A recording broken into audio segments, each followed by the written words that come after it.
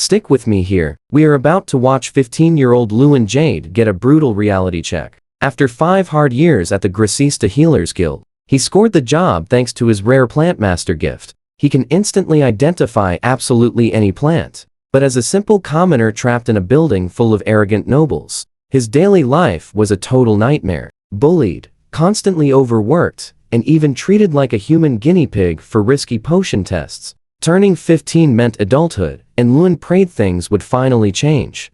Instead, the guild chief, Brandon Gage, ruthlessly fired him on the spot. Brandon only kept him around because of strict government rules. Now that Lewin was officially an adult, those protections completely vanished. Even worse, Brandon slapped him with the lowest work ratings ever, making it totally impossible for Lewin to find another job in the city. Kicked to the curb with just his tiny savings, Lewin knew he was in massive trouble. His parents were gone, so running home was out. He thought about adventuring, but the kid had 0 combat skills. Then he remembered his absolute secret weapon. He can literally create plants from thin air using magic. The problem? His mana capacity is ridiculously tiny. 3 cheap herbs, and he passes out. But Lewin had a plan. Now pay attention, because this secret changes everything. Eating magical grass while at full power does not just recover magic. It permanently increases your total mana capacity. If he skyrockets his mana,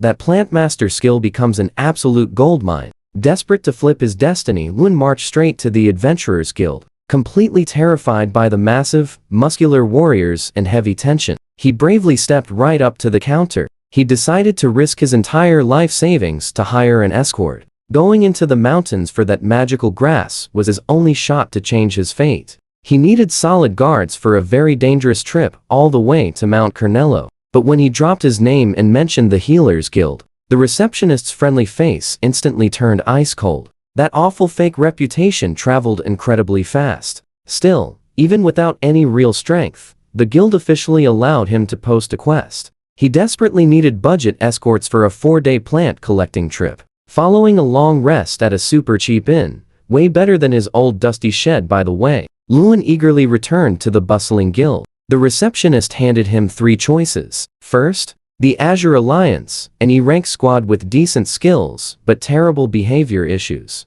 Second was Bakuriro, a completely bottom-tier party with 0 real reputation. Third was Iron Gear, complete rookies with huge potential, but 0 experience. I know what you are thinking. Huge mistake, right? But fearing for his life, Lewin chose the tough, but totally capable Azure Alliance anyway. That contract cost 4 gold coins, a massive third of his savings. He planned to earn it back using Plantmaster to find rare linenweed and angel grass. He spent the entire afternoon picking up some essential supplies. Rations, a little shovel, and 1 rusty dagger. Later, Lewin finally met his team. Leader Ahmed was a tall, muscular woman with incredibly loud energy. Beside her was Diane, a ridiculously handsome blonde, noble type, and Smash, a short, bald dude rocking a super messy beard. They were definitely far from professional, but they seemed solid enough for this mission. Bright and early, the group marched out. Ahmed made it crystal clear. Nobody was carrying him.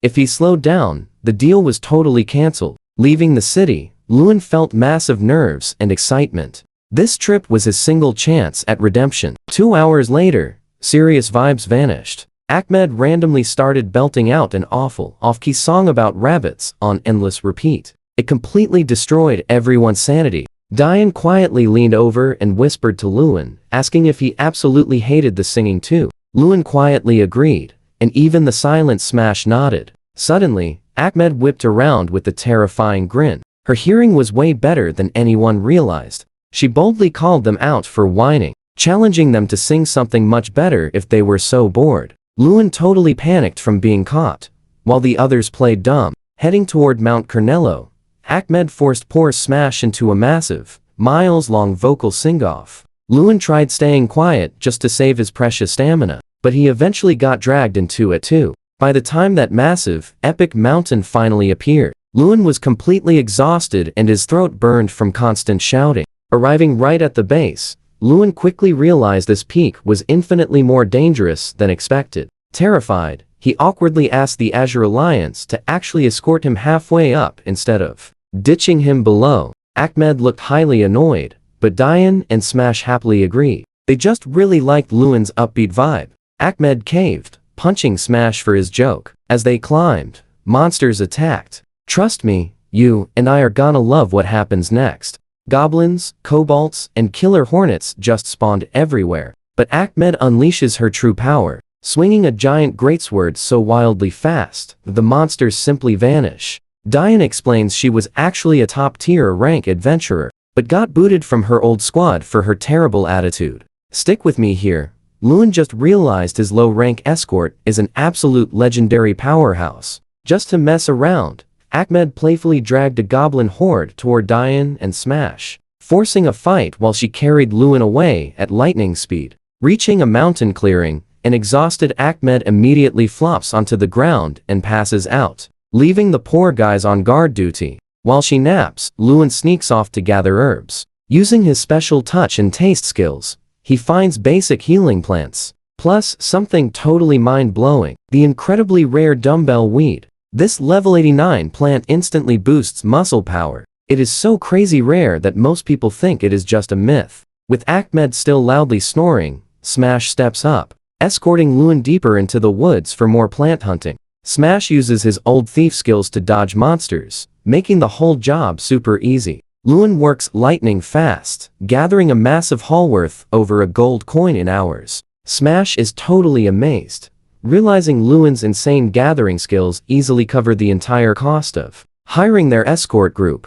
Heading back, the air suddenly shifts. Lewin smells intense danger and prepares for a massive fight, but Smash simply tells him to relax. This wild mess wasn't from a monster attack, it was all Ahmed. Now pay attention here. She finally woke up, and the entire area is covered in the remains of monsters she completely destroyed. Smash warns Lewin that with the monsters gone, a grumpy, wide-awake Ahmed is the absolute biggest danger they actually face. Now, Ahmed is completely covered in monster slime, laughing casually right beside a massive 3-meter beast she just completely wrecked all by herself. Returning to the camp, Lewin and Smash are just completely frozen in pure shock. Ahmed is actually in a fantastic mood, happily announcing dinner is sorted while ordering the guys to prep it before washing up. Diane, a skilled archer who hid during the battle because getting caught in her wild attacks means instant defeat, just sighs and get straight to work. Lewin ends up helping too, because he refuses to stay alone with Ahmed. The beast meat actually looks incredibly good though. That night, they throw a massive barbecue. Ahmed eats an insane amount, forcefully feeds Lewin too, and honestly, it is surprisingly fun. Lewin realizes it has been forever since he had such a genuinely great day. He wakes up the next morning with a huge stomachache.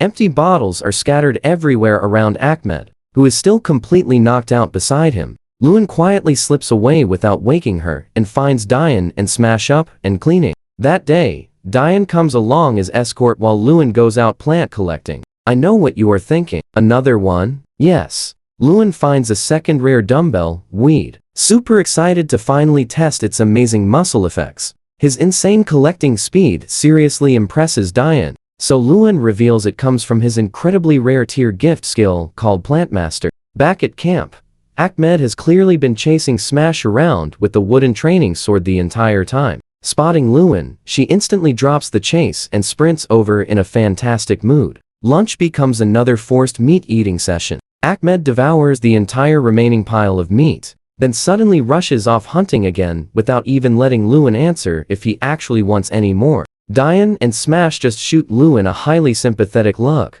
basically explaining that Ahmed has genuinely taken a liking to him and he is totally trapped. Smash jokes, punching her might work. Nobody believes Lewin could survive that. Lewin simply shakes it off, going back to collecting plants with Smash guarding him. Hitting his goal of 4 gold coins, he simply stops counting. By evening, Ahmed returns carrying a massive beast known as a deep boar. What follows is another absolutely epic feast. Once again, Lewin eats until he literally collapses, just staying glued to the floor all night. Their third day on Mount Carnello goes just as smoothly. Lewin finishes gathering his plants and once again endures another massive feast hosted by Ahmed. Even though the heavy meals are tough, Lewin simply cannot refuse her kindness. especially since he grew up where basic food was a total luxury. By day 3's end, he collects double the expected plants and genuinely feels a real, solid bond growing with his awesome guards. Diane and Smash were incredibly helpful from the beginning, and despite Ahmed being loud, Lewin sees her good heart. That night, she approaches him, looking strangely calm. "So what do you and I make of this?" She admits having fun, but then reveals her group, the Azure Alliance, is being forced to leave Greece's city. Let's jump right into this. Ahmed revealed she got kicked out of the Adventurers Guild after a massive feud with her rank squad. The guild always favored high-tier members, so her crew took the blame. Lewin felt completely heartbroken because he had finally found real, trustworthy friends. Ahmed told him to cheer up. They were only locked out of the guild, not the city. She dared him to grow much stronger so they could reunite on equal ground. The next morning, Lewin warmly said his goodbyes to Diane and Smash. The guys were super sad to leave, saying Lewin was the very first client to ever treat them with real, genuine respect. Following one final mountain hike to collect herbs, the squad headed back to town. The journey felt incredibly fast now that they were all such great friends. Right at the city gates, Lewin delivered an emotional speech about how they transformed his life. Absolutely, swearing he would find them again. Ahmed played the tough card, telling him to stop being so cheesy, but she clearly cared. While Lewin slipped into the city, the trio hit the guild to finalize documents. Random adventurers threw insults as usual, but they totally ignored the noise. Upon receiving their payment, the receptionist handed them a surprise extra bag. Inside was a secret gift from Lewin, rare medicinal herbs and gorgeous flowers. The three heroes smiled brightly, deeply moved by the sweet boy's kindness. Meanwhile, over at the Healer Guild, Brandon was living his absolute best life. 3 whole days had passed since firing Lewin. He was busy partying, sipping premium tea, and laughing about ruining a poor kid's entire future. He actually considered hiring more poor folks, just to enjoy the thrilling rush of tossing them out later on. Now, pay close attention here. His wild little party instantly crashed when a panicked worker suddenly burst inside. A new potion sent to the royal family had horribly backfired, leaving several important people completely unconscious and in an incredibly critical condition. And it was not just the royals. Frantic reports flooded in from angry patients getting terribly sick from their supposedly flawless medicine. Brandon was furious and totally baffled. He crafted the recipe perfectly, using a toxic plant meant to be completely neutralized into a pure healing potion. He could not understand how a mistake happened now that his elite team was perfect and Lewin was gone. He had zero clue that without Lewin's rare talent to catch tiny plant defects, his dream team was accidentally brewing pure, deadly poison. While his perfect empire started crumbling, Brandon was forced to face the massive royal catastrophe he personally engineered. Brandon was totally losing his mind. He smashed his desk in pure rage, but the situation was a disaster. His guild, once legendary for crafting the kingdom's finest potions, just suffered a massive, embarrassing failure with this brand new batch. Desperately trying to keep calm, he commanded his top healers to uncover the fatal flaw. He completely convinced himself one slip up would not ruin his stellar reputation, especially after booting the useless kid he entirely blamed for his problems. Brandon rushed to the capital with bribes and excuses. Yeah, he could totally fix this. You and I know the truth, right? Without our boy, those top-tier potions are permanently gone, and his precious guild is about to tank. Back with our hero, Lewin finally entered the city after 4 grueling days on Mount Carnello. Exhausted but proud, his bag overflowed with valuable herbs. After hanging around rugged warriors, he was not nearly as intimidated by the massive crowd inside the Adventurers Guild anymore. He proudly reported his quest finished and asked the guild receptionist about selling his fresh herbs. Even with the 10% guild fee, Lewin chose to sell right there, entirely avoiding any sketchy shops tied to Brandon's Healer Guild. He also dropped off some premium herbs for his awesome protectors, feeling way too shy to hand over the epic gift face to face. Back at a cheap inn, Lewin forced himself awake to finally sort his massive plant haul. He took a freezing shower to blast away the fatigue, then dumped every single plant onto the floor. The wild aroma was intense, but the beautiful results exceeded his dreams. After hours of grinding, he realized this incredible stash was worth over 10 gold coins. That was way more than double his original protection fee. For the very first time, he truly felt a bright future ahead. However, he knew his physical body was still incredibly weak. To defend against total jerks like Brandon, he had to power up. He finally grabbed the ultra-rare dumbbell wheat he discovered, ready to eat it. It tasted absolutely horrible, violently bitter and numbing, leaving him curled on the floor in real pain for a while. When he finally stood up, he felt exactly the same. His arms were still painfully thin, and he was not any stronger. He guessed the magic effect was either incredibly small or just needed more time to finally activate. A bit disappointed, but not defeated, he crashed hard. The next morning, Lewin woke up completely refreshed and totally ready. He marched back to the Adventurers Guild to sell those lower-tier plants, planning to use the extra coin on magical grass to boost his mana. He met a friendly bald staffer who was absolutely stunned by the massive pile of fresh plants Lewin had just gathered. "So what do you and I expect next?" Seeing this epic haul, the guy said pricing it would take ages, telling Lewin to grab a seat and wait.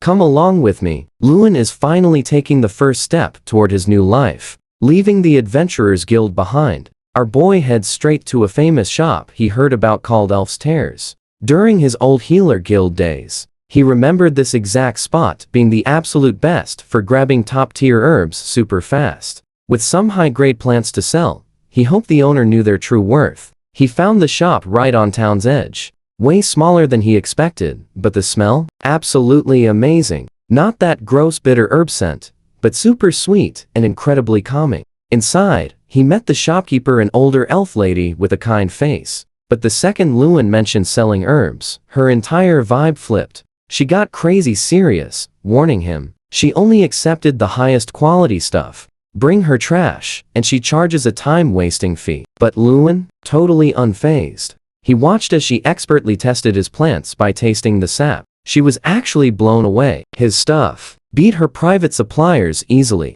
While she went back to finish the appraisal, Lewin browsed the shelves. He spotted a super rare plant called immunity grass. It cost 1 platinum coin, a completely insane amount he had never seen. He also checked for dumbbell weed, but Grandma didn't know it, guessing locals probably just called it bitterweed instead. Returning, she offered him exactly 1 gold and 8 silver coins. Lewin was absolutely speechless. That was huge money. She explained she easily sells premium goods for top prices.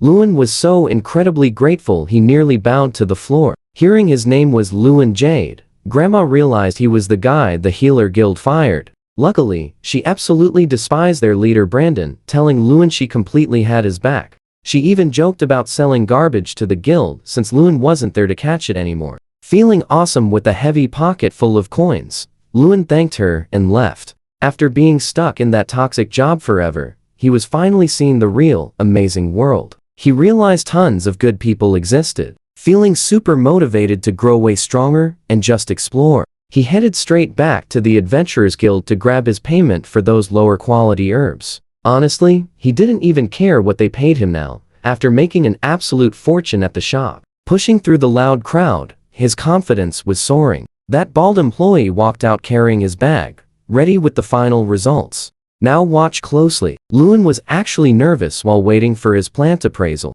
but the news was epic. 5 gold and 7 silver coins. That easily covered all his basic needs without ever touching his secret stash of magical grass. This meant he could keep the grass to massively boost his magic power. But there is one huge problem. Magical grass tastes disgusting. It is impossibly bitter to eat plain. Trying to make it survivable, Lewin hit the market for ingredients like milk and honey to mask that flavor. He felt incredibly proud of his wealth, turning those initial 2 gold coins into almost 10. Strolling the market, someone suddenly grabbed Lewin in a massive hug. It was Ahmed, a fiery female warrior from the Azure Alliance. Her teammates Diane and Smash were there too. The whole squad looked totally beat from a mission, but their energy was amazing. Smash tried teasing Lewin, so Ahmed playfully punched both him and Diane in response. Lewin found their chaotic friendship super entertaining, but eventually, he had to head back to his inn to start his terrible grass-eating mission.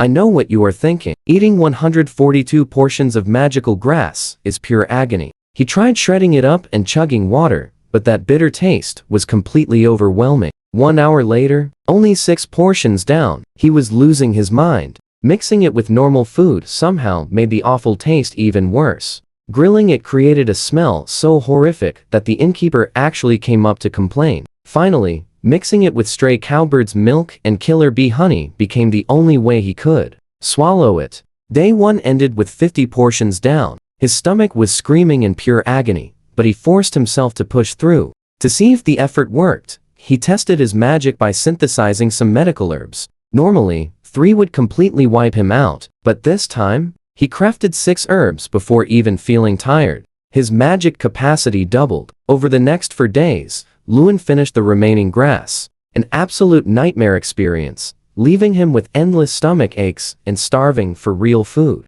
But our boy refused to quit. By the time it was done, his magic power had increased significantly. So what do you and I learn here? Next time, he should probably make potions instead of eating raw plants. Stick with me here, guys. With his grass finished and his stomach recovering, Luan headed back to the Adventurers Guild. He needed an escort for his trip to Mount Carnello. The Azure Alliance was busy packing up to leave town, so he dropped a general request for a 4-day mission. The sweet reward? 4 shiny gold coins. Back at the inn, Luan decided to do a final test of his brand new limits. He used medical herbs as a base unit to measure his magic. Before this entire journey, his absolute limit was 3. Day 1 jumped to 6. By the time he finished all that high-quality grass on the final day, he managed to synthesize 14 herbs before completely collapsing from pure exhaustion. His hard work totally paid off. His magical tank was now nearly 5 times larger than when he originally started.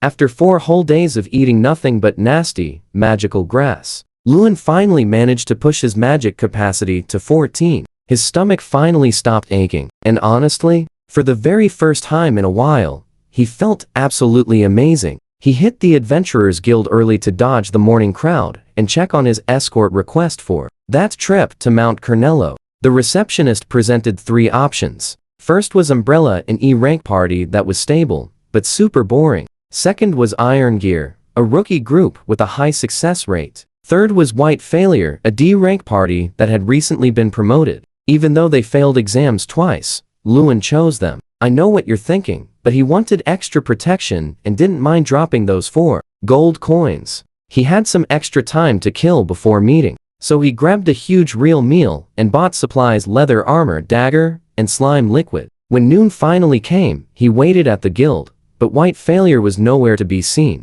He waited for hours until sunset. Finally, 4 guys with white headbands showed up, laughing and acting incredibly loud. Turns out, they were late on purpose. They were actually betting on whether Luan would really wait for them. These guys were rude and acted like total jerks, making Luan instantly miss the professional vibe of the Azure Alliance. Despite their terrible attitude, he really needed them, so they agreed to start the journey the very next morning. Back at the inn, Luan experimented with his plant master ability. He discovered that synthesizing 1 magical grass cost 3 magic points. After making 4, he completely passed out from exhaustion, but felt prepared. The next day, the journey started terribly. White Failure walked painfully slow, totally ignoring Luan's desperate request to speed things up. By the time they reached the base of Mount Carnello, it was already pitch black. They aggressively pushed up the mountain anyway. Sure, they were decent fighters, but they had 0 teamwork,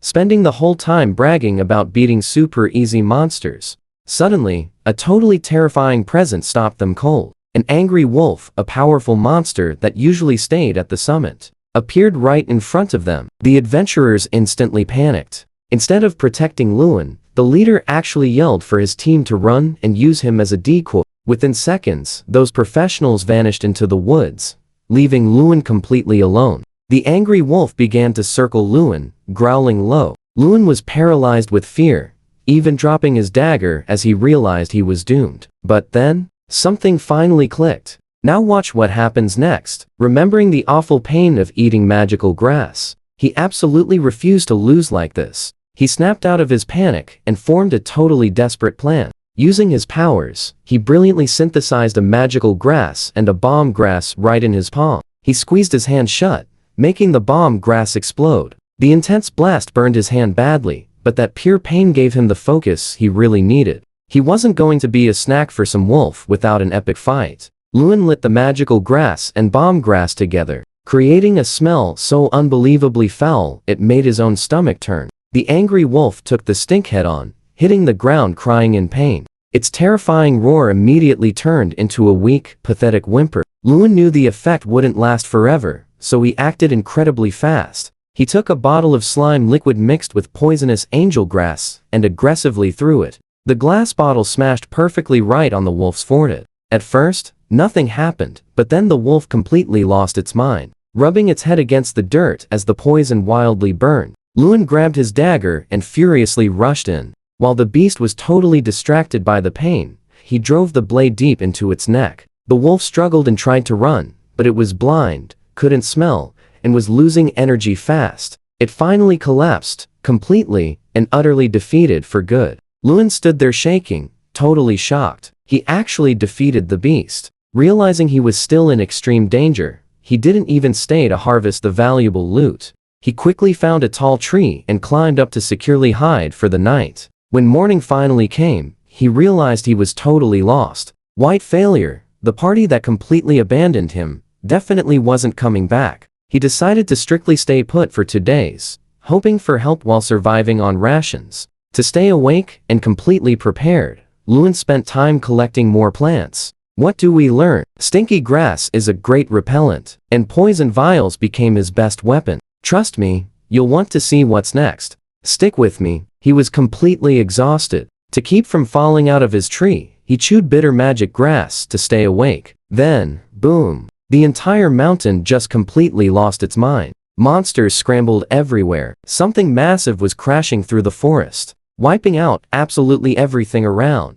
Luan hid in the leaves, terrified. A furious boss monster wanted payback. Then, the giant beast stopped right beneath his tree. Luan held his breath, praying to stay hidden. Suddenly, a familiar voice called out. It was Ahmed. Crying pure tears of joy, Luan climbed down, hugging him. Ahmed acted all tough, telling the kid to stop being a baby. But honestly, he gently let Luan hop on his back for a safe ride. Rewind to earlier that morning. Ahmed had woken up in a terrible mood. He rolled with the famous Azure Alliance party, alongside friends Diane and Smash. While hanging out at the Adventurers Guild, he spotted the White Failure crew, the exact cowards who abandoned Luan. Those bullies started mocking his party, calling them outcasts. Obviously, Ahmed refused to tolerate their trash talk. He grabbed their leader, delivering a punch that totally shattered his nose. Next, he dropped 2 more guys with an epic slam and a high kick, leaving them knocked completely out.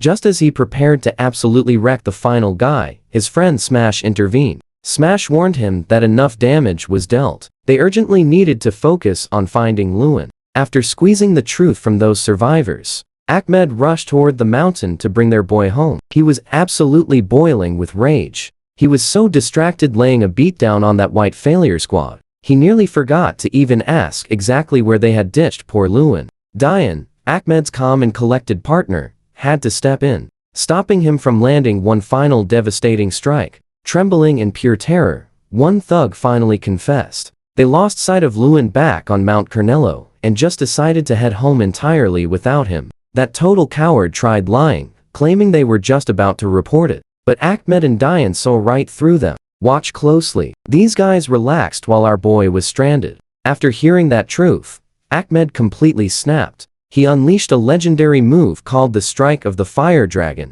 That blazing, fire-infused punch hit the thug, leaving him completely scorched. Ahmed then delivered that exact same punishment to the rest of the crew, ensuring they learned a harsh lesson. Diane and Smash told Ahmed to sprint toward the mountain immediately. They promised to stay behind and handle the guild paperwork. Ahmed sprinted for 3 hours straight. A deep, strange gut feeling pushed him forward. He had to save this kid. By the time he finally reached Mount Cornell, darkness was falling. Trusting his sharp senses and crazy intuition, he eventually caught Luan's exact scent, finding him hiding high atop a tall tree. Seeing Ahmed, Luan completely broke down in tears, hugging him super tightly. He was absolutely terrified of those monsters, convinced he would never see his home again. Ahmed acted tough, telling the boy to stop crying. But honestly, seeing little Luan so upset made his own heart ache. He carried the exhausted boy back to town on his back, even though his own legs were covered in painful cuts from that frantic rescue search. The next morning, Lewin woke up in a nice inn that Ahmed fully paid for. They chatted, and Ahmed told Lewin to stop being so hard on himself. This mess was entirely the white failure party's fault for abandoning him. Before parting ways, Ahmed promised to settle things with those thugs permanently. Meanwhile, Lewin headed straight to the Adventurers Guild to officially report everything that happened. The receptionist was totally horrified by his wild story, immediately calling the guild chief. To Lewin's massive surprise, the chief was the exact same bald guy who helped him sell plants earlier. And wow, this chief did not take the situation lightly. He explained that abandoning a client isn't just a mistake. It's a massive crime, treated as seriously as taking lives. He confidently assured Lewin that the entire white failure crew would be arrested and severely punished by the law. You feel that too, right? Lewin was stunned by the harsh rules. But finally, a massive weight lifted off his shoulders. He was completely safe. With those thugs facing prison time, the chief prepared to discuss how the guild would make things perfectly right. The chief explained that leaving someone behind as bait is an incredibly serious crime. It's basically the ultimate, unforgivable betrayal. Lewin was genuinely surprised. After years of being treated like garbage at the Healers Guild, he had grown completely numb to being the permanent scapegoat. He realized if he were still working under his awful old bosses, his toxic teammates would probably get praised for ditching him. The chief warmly assured Lewin he wasn't in any trouble, promising to find him a completely top-tier party for his future quests. As an official apology, the guild waived all his future fees. They even handed over a massive 20 gold coins as extra compensation. Lewin was absolutely thrilled, though the chief found his polite gratitude a bit weird. Considering how horribly he was treated before, Lewin asked to work with the Azure Alliance again, but the chief revealed they were actually leaving town, starting completely fresh in a brand new city. This was partly because of an intense rivalry with the high-ranking party called Azurite, which caused them a ridiculous amount of trouble. Wrapping things up, Lewin felt that huge weight vanish. We just watched his epic fresh start. Stick with me here. His hands were still burned, but our boy was finally rich and safe. Exhausted from that crazy mountain trial, he crashed at his inn for days. After waking up, Lewin spent 3 days chilling with the Azure Alliance before they left. They took him shopping, hit up wild parties, and showed him around the city. Smash, their absolute unit of a warrior, revealed a secret magic shop, while stylish Diane dragged him straight to a fancy clothing store. They even taught him sword fighting. Diane and Smash were great teachers, while Ahmed, the group's powerful but super shy leader, mostly taught using weird sound effects and wild gestures, which was hard to follow, but incredibly cool to watch. When moving day arrived, Lewin saw them off at the grand city gates.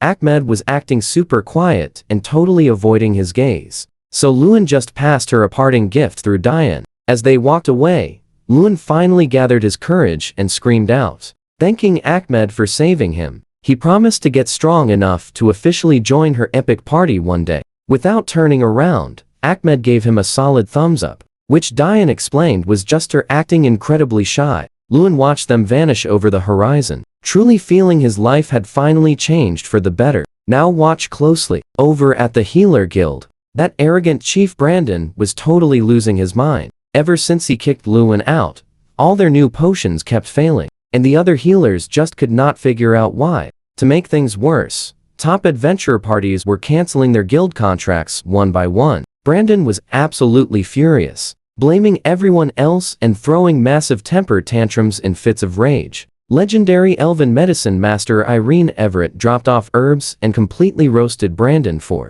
his total incompetence. She noticed his massive stress wrinkles. Just as Brandon reached his breaking point, a royal family messenger suddenly arrived. Brandon turned totally pale. He wasted all his cash on bribes and pricey herbs. Now, he had absolutely nothing left to offer the powerful royals. His leadership was totally doomed. Meanwhile, back at the inn, Ahmed felt super bummed about leaving. She had grown incredibly fond of Lewin and secretly wanted him to join their crew, but she just didn't know how. Smash totally teased her for going soft, which she tried hiding behind her usual tough attitude. Despite this sad goodbye, both Lewin and Ahmed absolutely knew their paths would cross again once he proved himself in the wild adventurer world. Ahmed and the Azure Alliance were finally ready to leave town. Ahmed acted impatient, clearly just trying to hide her real emotions. While Diane finished gate paperwork, Lewin suddenly showed up for one final goodbye. He brought awesome small gifts for everyone as a huge thank you for their help.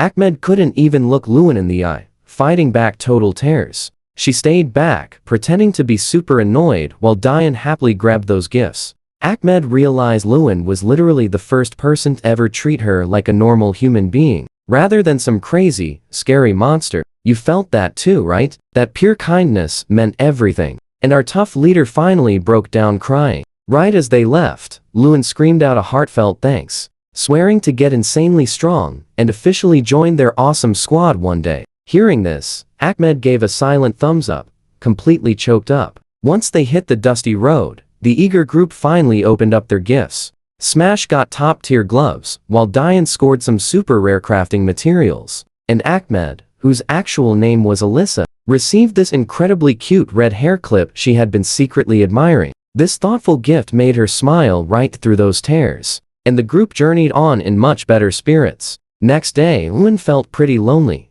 but absolutely knew he had to keep that promise. He spent all morning grinding his sword skills before marching straight into the Adventurer Guild. He had to return to Mount Carnello, needing more magical grass to level up his raw powers. Since his last team treated him like absolute garbage, the chief waived all booking fees and personally handpicked a few super reliable teams for him. The receptionist gave 3 choices of flawless D rank squad, veteran mentor Edward, and an underdog F rank rookie team called Iron Gear. Lewin confidently chose Iron Gear because those rookies had consistently tried signing up for his tough requests before. Stunned by how incredibly cheap it was to hire them, he secretly planned to drop a massive bonus if they performed well. With their meeting set for noon, Lewin hit the busy market to restock. He grabbed food, water, and toxic slime liquid to craft poison jars for self-defense. Finally, he visited Iron Will, the exact hidden gear shop Ahmed had highly recommended earlier.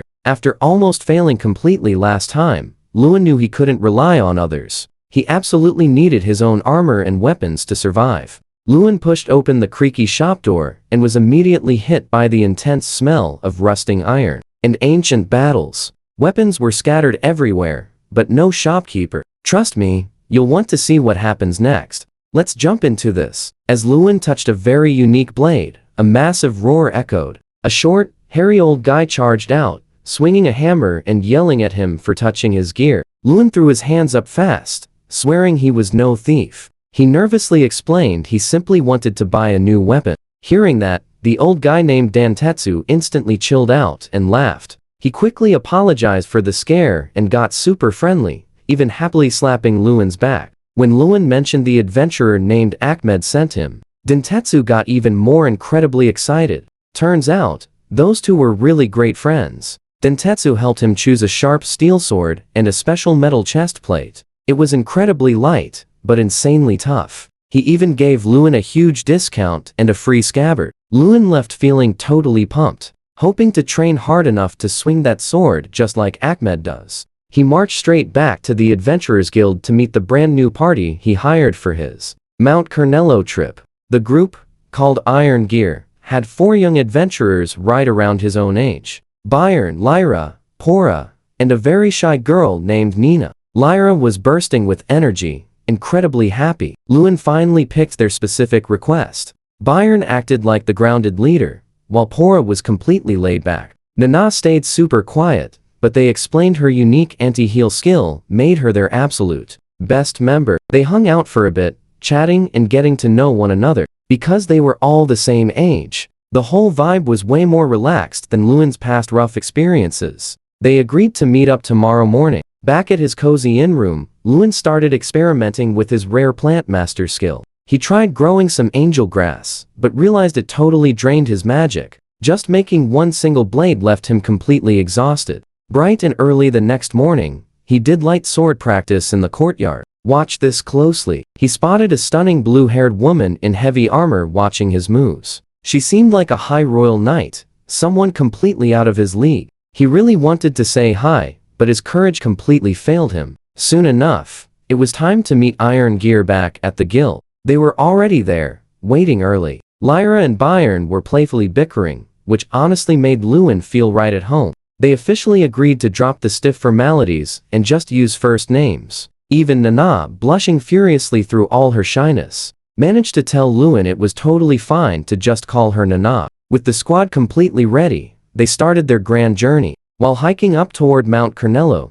the Iron Gear crew shared their incredible backstory. Turns out, they are 4 former military academy students: Nina, Lyra, Byron, and Pora. Nana was actually unfairly expelled after some mysterious incident, and those 3 loyal friends dropped out just to stay right by her side. Eventually, they packed up and moved to Grisista City to become true adventurers. While Lyra and Byron passed the normal exams, Nana and Pora got specially recruited just because of their super unique skills. Hearing all their fun school stories made his past 5 years at the Healer Guild feel like a total nightmare. But honestly, that time was not entirely wasted. It actually sharpened his plant appraisal skills and built the absolute mental toughness he needed today. Arriving at the mountain, the crew joked about an old failed water quest, then asked why a normal guy like him needed an escort out here in the wild. You saw this coming, right? When they learned he was just gathering herbs, they were completely confused, since the escort cost was way higher than his potential profit.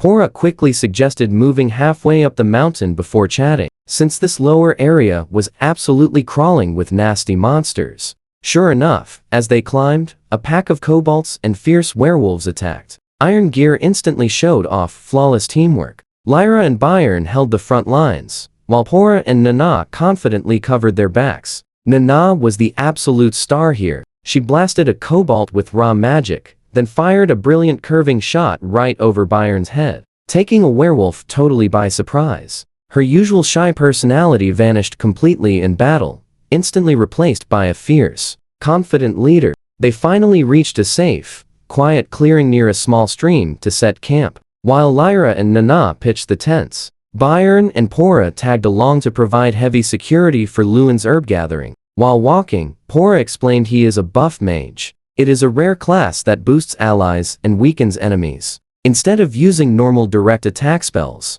the herb gathering went crazy fast. In just 30 minutes, Lewin's bag was completely stuffed with rare medical plants. Byron was totally shocked by his speed, having zero clue how someone could instantly tell a super rare herb from a basic, common weed. So, Lewin finally came clean. He revealed his massive secret, a rare skill called Plant Master, which gives him instant appraisal powers. Hearing about that overpowered skill, Pora immediately begged for a permanent spot in Lewin's party. It was super tempting, but Lewin's heart was already set on a different squad. Instead, he proposed a brand new, genius deal. An exclusive contract. Iron Gear becomes his permanent escort for every single future trip, getting paid a massive for gold coins per mission. So what do we think? Pora loved the cash, while Byron was simply confused by the math. Let's jump right in. By sundown, his haul was absolutely insane. Over 100 herbs, multiple rare plants, and get this, another batch of the ultra-rare dumbbell weed. With 2 full batches locked down, this mission was already a massive, undeniable win. With the hard work completely done, Lewin finally started testing his brand new mountain plants. First up, a peppercorn berry that practically burned his tongue off. He used to ignore spicy plants because they seemed totally useless against scary monsters. But the second one, the glutamate herb, an absolute game changer. Just one tiny bite exploded with an intensely rich, savory flavor. Truly mouth-watering stuff. Finding a rare ingredient that literally upgrades any meal was a total thrill. Packing up his wild new treasures, Lewin headed straight back to camp to meet Byron and Pora. Byron was totally sold on their teamwork. Now, they officially locked in Lewin's offer, hiring Iron Gear as his permanent, dedicated escorts for all future gathering trips. This setup was an absolute win-win. Lewin secured top-tier protection and the adventurer's bag steady pay, saying goodbye to those awful, dirt-cheap random jobs forever. Back at camp, the 2 female team members were waiting. Nana, the quiet chef, and Lyra, the energetic powerhouse, had a hot meal ready. Lyra proudly flexed the 9 herbs she found, thinking she hit the absolute jackpot. Then Lewin unzipped his bag. Her jaw dropped at over 100 premium herbs. He casually explained that his rare skill made high-speed foraging a total breeze. This completely blew their minds. They all sat down to eat, and man, that soup was heavenly. Lyra revealed her big secret: she used red-hot herbs as spice. This completely opened Lewin's eyes. He suddenly realized those useless spicy plants were culinary goldmines. You and I both know this is huge. His plant master's skill wasn't just for combat. It was an everyday superpower. Sitting around the warm fire, things got pretty deep. Lewin finally opened up about his past, explaining how he wasted 5 whole years rotting in a terrible, dead-end healer guild job. Despite his incredibly rare skill, his terrible bosses treated him like dirt. They actually fired him simply because appraising plants was literally his only magic trick. Hearing this heartbreaking story, Pora stood up, apologizing. He felt incredibly guilty right then. Why? Because he originally invited Lewin strictly to use his rare skill, which honestly felt exactly like the same toxic exploitation Lewin just escaped from. Lewin just smiled, telling him to relax. He was honestly thrilled to be needed. He fully understood his skill was his ultimate weapon, and he was determined to grow incredibly strong. They wrapped up the night on a massive high, feeling like a genuine family for the first time. Lyra finally caught up with them, totally annoyed about missing the big news. Pora and Bayern quickly explained their exclusive new contract to safely protect Lewin on all his future adventures. Lyra was absolutely ecstatic, especially after learning how awful that healer guild treated him. Bayern and Lyra got so fiercely protective. They literally started plotting a revenge mission to go beat up his nasty old boss, Brandon. Lewin quickly stopped the madness. He smiled, explaining that getting fired was actually his greatest blessing, because it brought them all together. As the campfire faded, Lewin sneaked off to boil that magical glutamate herb he found earlier. Curious about his stiff attitude, Lyra followed him. Lewin admitted he was just trying to be respectful, but Lyra playfully demanded they drop the formalities and act like true friends. After one seriously awkward attempt at sounding casual, Lewin finally relaxed, proudly sharing his homemade herbal stock. The flavor was mind-blowing, totally outshining the raw plant. Blown away, Lyra eagerly promised that she and Nana would help him scout out even more delicious cooking plants in the future. The next morning, an amazing breakfast aroma woke everyone. The girls used Lewin's special stock to cook a morning soup that tasted exactly like a 5-star luxury meal. Bayern and Pora were completely stunned. Lyra leaned in, whispering that his flavor herbs could easily sell for an absolute fortune. That gave Lewin a massive motivation boost. On day 2, he went all out hunting down those tasty flavor plants. He scored peppercorns, ginger, and cumin, though they tasted pretty nasty straight off the dirt. Back at the camp, Nana and Lyra inspected the massive haul, confirming they were pure culinary gold. Nana crunched the numbers, dropping a bombshell. A single peppercorn was worth an entire silver coin. Lewin realized this trip's payout was going to be absolutely legendary. After a huge dinner, he hit the hay feeling like a champion. But that sweet piece was about to shatter. Now, pay close attention here. In the middle of the night, a freezing chill hit him. Complete silence. Then boom, a soul-shaking, massive roar violently ripped through the darkness. An angry wolf. But Lewin refused to panic. Ice cold and calm, he immediately woke Bayern and pulled Pora inside.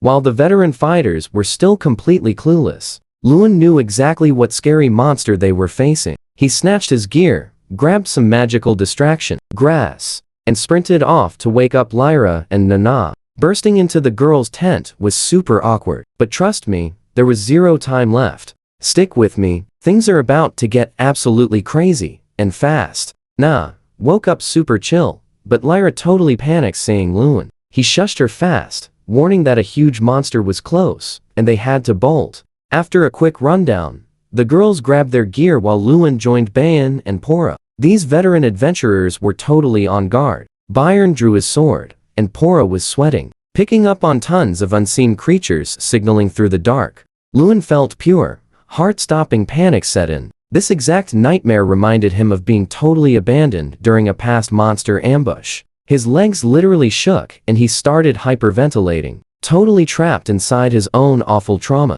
Bayan and Pora instantly noticed him freaking out and hyped him up right away, promising they would never, ever leave him behind. Luan bit his lip hard, using the sting to focus. The crew began a totally frantic sprint down Mount Carnello. The pressure was seriously intense. Lyra kept tripping, and the guys were completely exhausted as the beasts closed in. Sensing their hope fading fast, Na stepped up with serious boss energy. She confidently reminded everyone her magic could totally blast any monster away, cheering them on to just stay cool. Her amazing confidence worked. They safely reached the mountain base by burning some glowing, magical grass, totally masking their scent and throwing that pack right off their trail. Finally safe, the crew planned their next move. They dropped most of their gear running, but Pora and Byron cared way more about Luan being okay than the failed mission. This seriously moved Luan. Unlike his old fake friends, these guys actually valued him, but their relief vanished fast.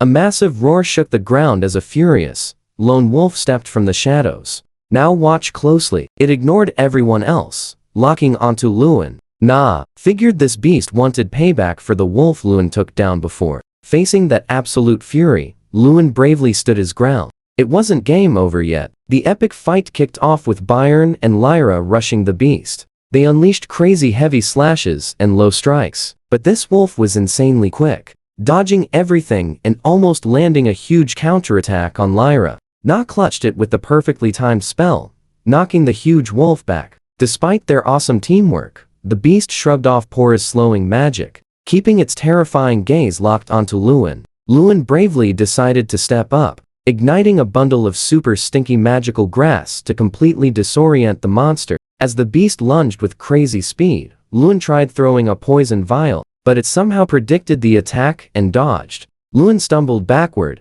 completely frozen in shock as those massive jaws snapped inches from his face. Just when it looked like game over, Na blasted a magic orb straight into its mouth. You probably think it's done, right? Nope. Jaw totally shattered. This beast still crawled toward Luan with pure, unstoppable rage. Byron leaped right in, landing a massive strike to its chest, but the monster just ignored it, desperately crawling for Luan. Finally, Lyra and Pora teamed up for an epic combo strike, sending the beast crashing down. Byron finished the job with one ultimate strike. Silence fell over the group as Luan just sat there on the ground, completely shaking. This beast didn't view him as food. It saw him as an ultimate rival. Na rushed over, gently healing up Luan's minor injuries. She firmly insisted they failed as escorts by letting him face danger. But Luan absolutely knew the truth. If he hadn't played bait, and if they hadn't fought so incredibly hard together, nobody would have walked away from that crazy ambush. Even after losing all their gear, Luan realized something amazing. He finally found a squad he could actually trust. After the wild showdown, Luan and the Iron Gear party gathered around the defeated beast. Everyone was safe, but Luan still felt super guilty about how dangerously close that call actually was. Na and the squad quickly stopped his silly self-blame, hyping him up that beating a C-rank monster without a single scratch was an epic win. The crew decided to harvest the beast right there. Lyra, the super energetic archer, explained that while the beast wasn't exactly huge, its claws, fangs, and fur would sell for some serious cash. While Byron, the super dependable leader of Iron Gear, handled the heavy lifting. Na took great care of Pora, who was totally exhausted from pushing past his limits during that strike. Helping out, Luan realized the monster looked way less scary now that it wasn't actively trying to end him. He noticed he had slipped back into stiff, formal speech from pure nerves. Lyra playfully teased him for being quirky, telling him to just chill out and talk like actual friends. Back in the vibrant city of Gracista, the crew prepared to part ways. Since the quest ended early, Luan let them keep most of the pricey monster drops to cover expenses, only taking a single fang and claw for his own personal stash. He totally planned on forging that cool fang into a harvesting blade. They happily agreed to team up again. Luan was so blown away by their amazing synergy, he wanted them exclusively for future trips. So, what do you and I take from this? Luan headed to his cozy inn, experimented with the new glutamate herb, and used his plant master skills to synthesize it super easily. He cooked it 3 totally different ways, simmering, tossing it into a rich broth, and even drying it. You and I would feel the exact same way. The savory flavor was absolutely incredible, an absolute goldmine, but using that awesome flavor to hide the horrible bitterness of his dumbbell weed medicine? A complete and total failure. It was so disgustingly bitter he felt sick for an hour. Absolutely nothing could hide that super nasty taste. The next morning, Luan hit the Adventurers Guild for paperwork. That loud but super well-meaning bald guild chief was actually already waiting for him. He felt awful about Luan's interrupted trip, even sending an elite rank team straight to the mountain to retrieve the kid's totally lost bag. The chief insisted on giving Luan a huge compensation of 5 shiny gold coins. Luan tried refusing, saying Iron Gear did a flawless job, but the stubborn chief absolutely refused to take no. Instead, Luan asked the chief to secure Iron Gear, a sweet promotion, and a well-deserved raise for their epic effort. Finally, Luan asked the biggest question. Why was Mount Cornello suddenly super dangerous? The chief explained the mountain's entire balance of power had totally collapsed. Now watch closely. Someone recently eliminated the massive local anchor bear boss. Without that boss keeping order, angry wolf packs were just running completely wild and aggressively claiming a ton of new territory. Luan suddenly realized that the giant bear his old group roasted was probably the boss, meaning he was indirectly responsible for all this wild chaos. Despite this crazy danger, the chief said visiting the mountain was fine, but he absolutely needed to be way more careful from now on. Luan met the guild chief just to get an official update on the forest. It turned out the power balance completely shifted because local bears were losing to wolves, triggering all those wild and crazy wolf attacks. The chief warned Luan to wait a few weeks for things to settle before heading back to Mount Cornello to gather those herbs. Since Luan had a pretty decent stock of supplies, he decided to stay back in the city and focus purely on training instead. The guild worked insanely fast, having already snagged Luan's missing bag from the forest.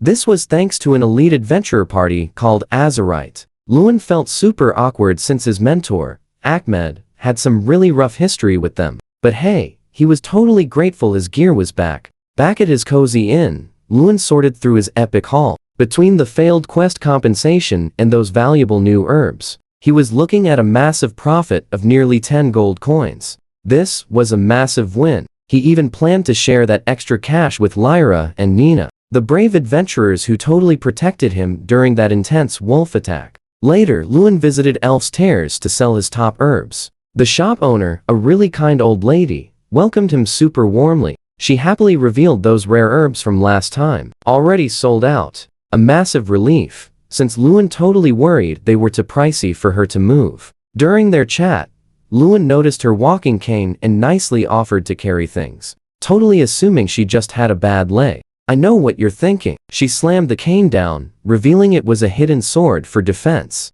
She was perfectly healthy, just using that simple cane as a super clever way to stay armed. While waiting for her herb valuation, Luan spotted a top-grade magic potion priced at 9 gold coins. Way too ridiculously expensive to buy, but it totally got his gears turning. He wondered if drinking magic potions would boost his total mana way more effectively than just eating raw magic grass. To test his wild theory, he bought 3 low-grade magic potions for just over a gold coin. Even at double the normal market price, he fully trusted Grandma's legendary quality. Luan then asked if there was absolutely any way to mask that bitter medicinal plant taste. She lacked a perfect solution, but suggested that using extremely strong spices might finally cover up the flavor. She also mentioned the absolute best way to handle bitter herbs is simply brewing them straight into potions. She even jokingly offered to take Luan as her personal apprentice to teach him the craft. Luan was super tempted, loving her shop, but politely turned her down for now. He explained his ultimate dream to travel the whole world with Ahmed first, though he firmly promised to come back and learn everything once that epic journey was finished. As Luan prepared to leave for his meeting, the sweet grandma stopped him. She mentioned recently visiting the Healers Guild, the exact place Luan got fired from, just to sell some basic supplies. She picked up some incredibly juicy gossip about a major problem involving Brandon. The exact guy responsible for Luan's troubles had just been summoned to the royal capital to answer for his actions. The local shopkeeper, a grandma who always caught the latest gossip, completely filled Luan in on the Healers Guild chaos. It turned out that Guild Chief Brandon had seriously messed up big time. He tried selling a brand new high-powered potion to royalty, but completely failed to remove the toxic stuff from those low-quality herbs used to make it. So what do you and I learn here? Karma always wins. The potion miserably failed their surprise test, causing terrible side effects. Now, Brandon faces arrest, and the guild is likely shutting down. Stick with me here. Lewin dodged a massive bullet. If he had not been fired last month, Brandon totally would have blamed him for everything. After leaving the shop, our guy Lewin walked right over to meet Lyra and Nana. Upon arriving, he was completely shocked. They were not wearing their usual adventurer gear. Lyra rocked a stylish sleeveless top and shorts, while Nana literally looked like a princess in white. Seeing them all dressed up finally made Lewin realize he desperately needed new clothes. He was still rocking his boring basic work gear. The group headed to a shop owned by Clive. He was a tall, super shady dude with an eye patch and a black hat. But hey, he clearly knew his stuff. Lewin showed him the gathered spices: pepper, ginger, cumin, and laurel. Honestly, Clive was super impressed. He offered Lewin 5 gold coins for everything. Lewin was completely shocked. He hated the taste of these plants, yet they somehow cost more than most rare medical herbs. Lewin asked about a mysterious dish rumored to hide the nasty taste of gross medicinal weeds. Nana immediately guessed that he was talking about some delicious curry. Clive confirmed it, and eagerly offered to teach him. They quickly gathered extra ingredients like red-hot herb, turmeric, and some fresh coriander. Clive led them right to his kitchen, which was shockingly spotless compared to his messy shop. Watch closely here. As Clive rolled up his sleeves, Lewin saw old battle scars everywhere. This guy definitely had a wild past. With a dead serious look, Clive started the lesson. The whole group began cooking the epic spicy dish together. Nana started frying the vegetables and spices until they turned dark and rich. Clive then mixed it into a smooth paste, filling the room with an incredible smell. After adding water and letting it simmer, the dish was finally done. Clive called it curry, serving it up with fresh bread. Lewin took one single bite and was completely mind blown. It was spicy enough to make him sweat, but honestly so delicious, he cleared his plate instantly. He realized this amazing curry was the ultimate way to hide the nasty flavor of the dumbbell weed. He needed to eat to grow stronger. After eating, Lewin showed Clive a plant called glutamate herb. Clive had never seen it, but was super intrigued by its potential to boost food. He offered Lewin 5 silver coins per stalk. That was an absolutely insane amount. Lewin realized if he used his magic to grow these herbs daily, he would literally never have to worry about money again. He ended up making over 7 gold coins from his epic sales today. Before leaving, Nana and Lyra promised to make him their own curry next time. Lewin promised to hire their team Iron Gear for his next adventure. Back at his inn, he got straight to work. He made his own batch of curry, mixing in the powdered dumbbell weed. Massive relief. The strong spices totally balanced out that awful bitterness. He could finally eat his power-up medicine without feeling sick. Next, he tested the magic potions he bought from the shop Elf's Tears. Unlike those nasty ones from years ago, these were sweet and super refreshing. After chugging 3 bottles, he tested his magic by growing plants. He discovered his total magic capacity had actually increased by 3 whole points. It was way more expensive than eating raw grass, but absolutely painless. The next morning, Lewin felt much faster and stronger during his sword practice. With 40 gold coins in his pocket from recent sales, he felt wealthy and super motivated. I know what you are thinking. Buy more potions, right? Exactly. His new goal was spending that cash to max out his absolute power. He quickly visited the guild to sell some low-grade herbs before planning a massive deal with the grandma at Elf's Tears. Time to turn raw materials into high-quality potions. Lewin actually had some extra cash now, meaning he could finally just focus on his own goals. He rushed back to the potion shop, Elf's Tears, feeling super awkward since he made such a ridiculously dramatic exit the day before. Inside, he met the owner, a sweet old lady. Finally standing behind the counter, Lewin told her exactly how much he loved her potions, especially their amazing taste. The grandma explained she used a super secret formula, making them both completely delicious and way more effective than regular potions. Since Lewin was a regular, supplying her with high-quality herbs, she totally agreed to a special deal. If he brought her the raw, magical grass, she would brew the potions for a tiny fee of 1 silver coin each. She warned that the grass quality determined the potion quality, but honestly, using only grass would never, ever result in the absolute highest tier stuff. While talking, Lewin noticed a brilliantly glowing top-tier potion sitting right on the shelf. Grandma explained that those elite potions required a super rare plant called Demonstar. It only grows inside dungeons. Insanely dangerous places completely packed with magic and terrifying monsters. Lewin had never even heard of dungeons before, but realized he had a very long way to go before handling places like that. He ended up buying 30 gold coins worth of various potions to massively boost his strength. Trust me, you are not ready. Back at his inn, Lewin spent all day drinking potions to massively boost his internal magic capacity. Stick with me here. Lewin just figured out the cheapest, worst tasting, minimum grade potions give the most bang for your buck when it comes to raw power growth. After chugging those nasty potions and training non-stop for days, his magic capacity skyrocketed from a measly 17 to 79. But now comes the real test. Lewin wanted to see if his plant master skill could finally sprout a dumbbell weed, a super rare plant that acts like natural muscle steroids. This exact moment was the crazy goal he had been chasing for a month. Laying back, he focused every ounce of energy into his palm. He felt massive power draining away. His hand trembled under the crazy pressure until, suddenly, everything just stopped. He opened his eyes, and boom, a fresh dumbbell weed right there. He actually did it. This was a massive milestone. For a split second, he got super emotional, realizing just how far he had climbed since ditching that awful healer's guild. But he snapped right back to reality. One plant was only the beginning. He had a big promise to keep to his buddy Ahmed. He instantly started testing out more herbs to figure out the exact energy cost of that single creation. Lewin was absolutely pushing his limits. Now pay attention here. Synthesizing that top-tier dumbbell weed was a huge energy drain, costing 75 magic units. That meant he could only squeeze out one single plant every day. His new plan was simple. Synthesize one daily, dry it, and eat it tomorrow inside a curry to rapidly gain strength. The only snag was those expensive spices, but selling his custom glutamate herbs would totally cover it, bringing in a super steady flow of cash.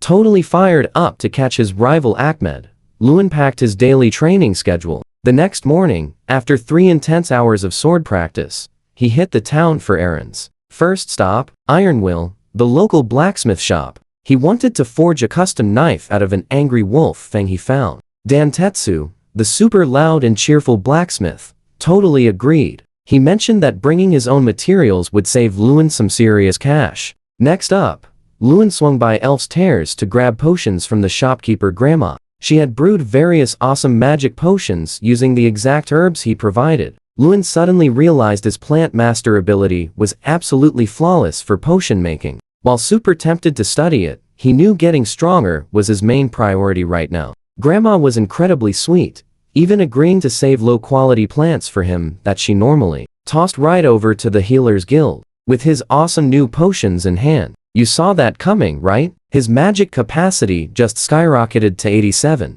Now, he can synthesize both herbs daily. His last stop was Clive's spice shop. When Lewin arrived, Clive looked completely haunted. Red eyes, crazy messy hair, and totally exhausted. He hadn't slept in for days, completely obsessed with experimenting on Lewin's special glutamate herb. Clive revealed this herb was an absolute revolution for the cooking world. He promised to buy them for 5 silver coins each, eventually needing thousands of them. With his town errands completely done, Lewin headed back home. He dropped a huge chunk of his savings, 4 gold coins, on bulk curry spices. Now, he only had 6 gold coins left. It was a huge financial risk, but synthesizing more glutamate herbs would easily bring in fast cash. Everything was perfectly set. Lewin prepped tomorrow's ingredients, chugged his capacity-boosting potions, and kicked off his daily night routine. As he deeply focused his energy, he felt that familiar magic drain, officially kicking off a massive month-long training journey to transform from the absolute weakest link into a powerful warrior. Irene didn't blink once. Brandon's punch was slow, sloppy, and reeked of alcohol. She gently tilted her head, letting the fist whistle past, and slammed her palm hard into his chest. The crazy impact sent Brandon flying backwards, smashing completely through a table into a huge pile of splinters and spilled beer. The whole bar went totally quiet. Those creeping thugs immediately looked away, realizing she definitely wasn't some weak, helpless old lady. Brandon loudly groaned, struggling to crawl from the wreckage. his face a total embarrassing mess of tears and snot. He looked so pathetic. A man who once held real power, now shivering on a dirty slum floor. Irene confidently walked over, her shadow covering his trembling body. She told him straight up his downfall was never Lewin's fault or just bad luck.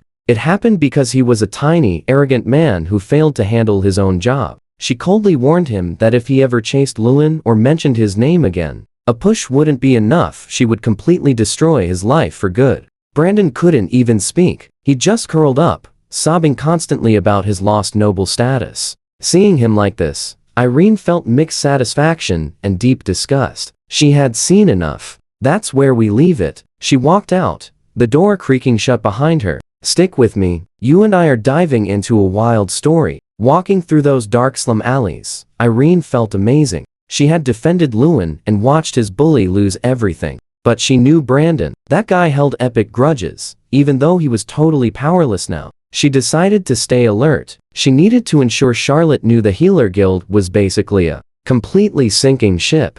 The very next morning, Irene returned to her shop, feeling incredibly refreshed. She realized something important. Her quiet life was nice, but defending the friends she deeply cared about gave her an entirely new spark. Glancing at the empty chair where Lewin usually sat, she just smiled warmly. She eagerly awaited his return. She wanted to tell him that the bully who made his life miserable was now just a total joke inside some dingy basement bar. Returning to her potions, she stayed ready for absolutely anything. Suddenly, Irene stood perfectly still as Brandon, that arrogant bully, swung a massive punch right at her. She could have finished this instantly, but instead, she intentionally took the brutal hit to perfectly play the helpless victim. She faked flying backward from the huge impact, making the entire crowd and the bar owner cheer loudly for Brandon. Brandon gloated loudly, tossing awful insults. He had zero clue Irene was completely unharmed and totally setting him up for disaster. Now, watch closely, you will love this.